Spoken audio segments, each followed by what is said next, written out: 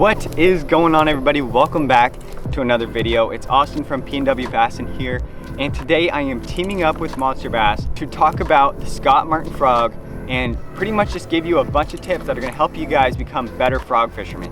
Now, make sure you stay to the very end of the video because I'm going to be giving you guys 2 tips that are going to help your frog fishing stand out against all other frog fishermen. So make sure you guys stay to the end of the video to get those tips. But other than that, let's get straight into the video. All right, guys, right before we jump into the tips for this video, I wanted to let you guys know that these are the tips that I personally use myself to help catch more fish on a frog. I just wanted to let you guys know that so that you will be confident with these tips, and I promise you, if you use these tips, you will catch more fish on a frog.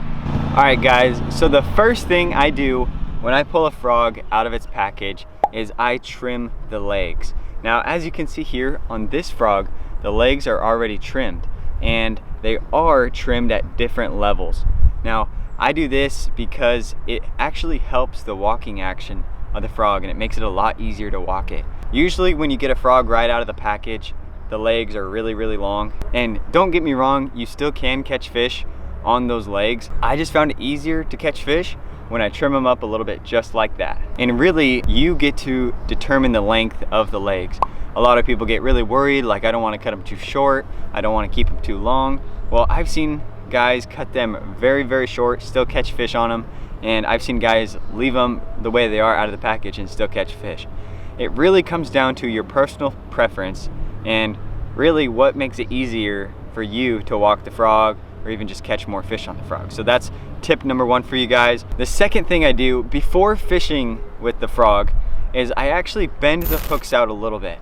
Now, not everybody does this because when you bend the hooks out, it actually makes the frog less weedless. You know, when you guys are using a frog, you are throwing it in the very thick pads and weeds, kind of like this behind me here. But one thing I like to do just to help with hookup ratio is grab those hooks and bend them just a little bit, just so they're very slightly pointed up, and just that little movement of the hook will help you guys hook up with more fish. So I just grab it, just pull it up just like that, just a little bit.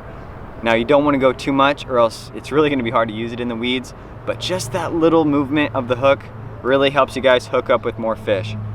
All right, guys, so now that we have made our own modifications to the frog, it's time to throw that frog out there and start catching fish. Now, when you talk about retrieval, there is so many different options that you can do while fishing with one of these Scott Martin frogs, poppin' frog, any frog. One of my favorite is to actually walk the frog, and it's a really cool trick that really just get those fish to bite. It works because a lot of the time that frog is not moving too fast. It seems like it's moving fast because it's moving a lot of water, but the frog is almost staying in the same spot, walking back and forth. And when those fish see that right above their head, a lot of the times they cannot help but just eat that frog. So that is the first retrieval option that you have, is just walking the frog back and forth. And you kind of just gotta pop your rod on slack line, because if you pop it when there's no slack in the line, it's pretty much just gonna come towards you in a straight line, which is not too bad because that's actually retrieval number 2, is to just sit there and pop. Just sit there, keep popping it over the weeds. You know, if those fish are really active, they're gonna bust up on that frog. And it just, especially with that popping nose that the Scott Martin frog has, you might think that the fish are not gonna eat it because it's moving so fast, but don't hesitate to do that because these fish are way faster than you think, and that action sometimes just gets them to blow up. Third retrieval that I like to do, and usually it's not with a poppin' frog, but every now and then I still do it. If it's really thick weeds, grass mats, it just depends on the situation. I like to just reel it slowly. I don't know what it is, but sometimes just reeling that frog really slow across the top of the water, no popping action, the fish just love. You kind of just have to figure out which retrieval that the fish want that specific day. One cast, you'll do a steady retrieve. The other cast, you're gonna walk it. And then the next cast, you can just pop it really fast like I was saying before. And just use all these different methods of retrieval, and eventually you're gonna find out what those fish want on that specific day. All right, guys, now this tip is unbelievable and I absolutely love it. And it's actually the technique that I used to catch my very first frog fish. I learned this tip from Bama Bassin. You know, he is huge into frogs down in Alabama, catches some giants on frogs. And One tip that I learned from him while kind of picking up a frog at first was to give it a dangle. I know you guys have heard that term before, and that's when you just cast a frog over a limb on purpose.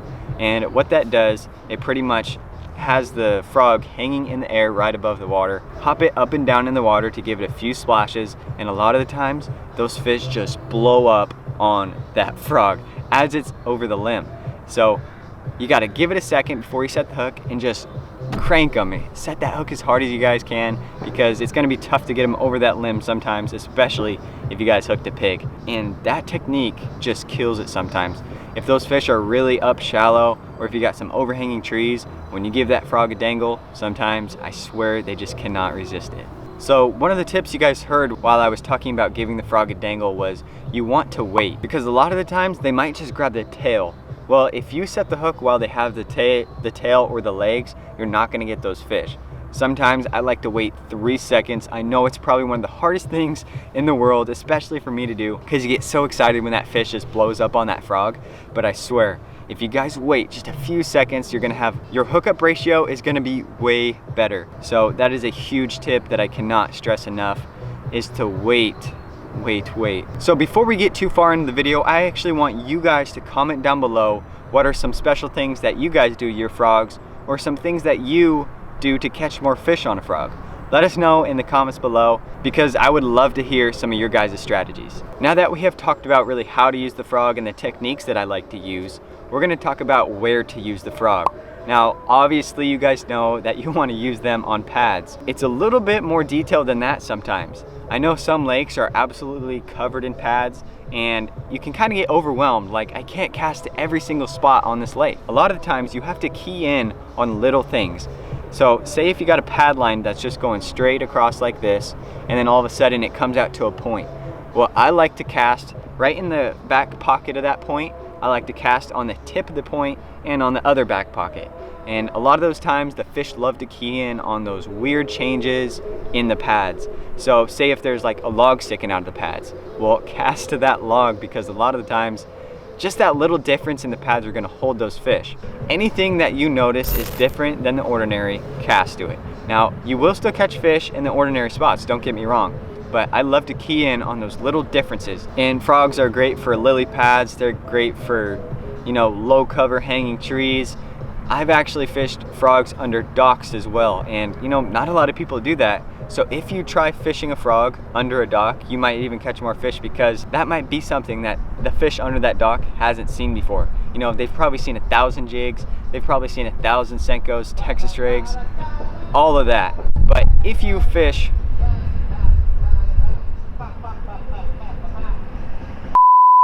a frog under a dock, that might help you guys get more blow-ups.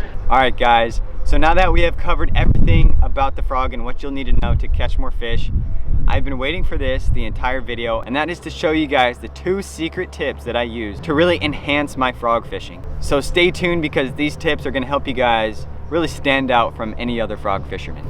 So tip number 1, a lot of the times if you're fishing a frog and you're in the really thick weeds, sometimes you can't get that frog far enough back into the weeds to where the juice is. I have figured out a trick that you can use to cast the frog almost 2 times as far. And I'm gonna show you guys that tip right now. All you have to do is squeeze your frog. That's step number 1. Squeeze your frog, place your frog underwater. All right, so what that has done is that has just put a bunch of water in your frog. Look. That's quite a bit of water. And with water comes the weight. So once you add all that water weight in your frog, you are able to cast so much further. Like I'm talking 2 times as far. And a lot of the times that distance really helps. You might be fishing weeds that are so thick and you can't even get back in them with your boat. So sometimes this tip really helps you guys catch more fish, because it gets into the places where not many other people can cast. And what's cool about this is usually you don't want water in your frog because it sinks it. Well, if you start with the water in your frog and you cast it as far as you can, by the time it hits the water, all the water that was in the frog is already out, and your frog is going to be floating just fine, and you're going to be back in the juice where nobody else can get. So I want you guys to try this tip, and if it helps, you know, let me know. DM me on Instagram at PNWBassin and we can talk about some more frog fishing tips. And I would love to see that tip worked for you guys. All right guys, there's one more tip that I want to show you, and here it is. Now, a lot of the time the frogs are pretty silent. You know, you have those walking baits that have those rattles in them, just chick, chick, chick, and it sounds really good and it actually triggers those fish to bite sometimes. Well, one thing that I have found is to put rattles in your frogs. You know, I don't have any rattles with me right now, and I can't believe I did this for this video, but I left my frog box at home, so I don't have any of my frogs to show you this. But all you do is you take that little plug out of the frog right there, and you just take any beads that you have and put them in your frog, and you close that back up, you know, maybe put some super glue on it, and that frog is gonna rattle. And a lot of the times that rattle just triggers those bites. And it just depends on the day, like I was saying. But if you use those rattles, a lot of the times it's gonna trigger bites. And not many people have rattles in their frog. It's gonna help your bait stand out against all other frog fishermen. So if you guys like these tips on frog fishing, I want you guys to click right here so you guys can learn more techniques that are gonna help you become better bass fishermen. And while you're at it, don't forget to subscribe. Thank you guys so much for watching. See you in the next video.